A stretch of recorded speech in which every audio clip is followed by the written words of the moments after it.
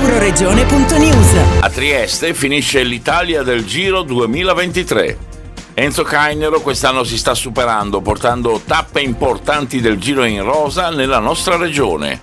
Ma noi proseguiamo il nostro piano che dovrebbe portare il prossimo anno a tappe di grande impegno, di grande mediaticità. Siamo nella fase dei sopralluoghi perché i problemi organizzativi sono tanti quando si vuol fare certe tappe. Altre tappe più semplici non creano tutte queste problematiche. Noi le vogliamo fare un po' complicate, però che abbiano un ritorno promozionale per la nostra regione.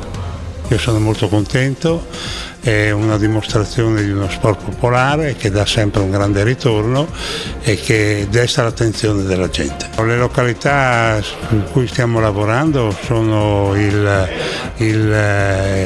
Tarvisiano e la zona Udine-Trieste, insomma è un problema, siamo lavori in corso.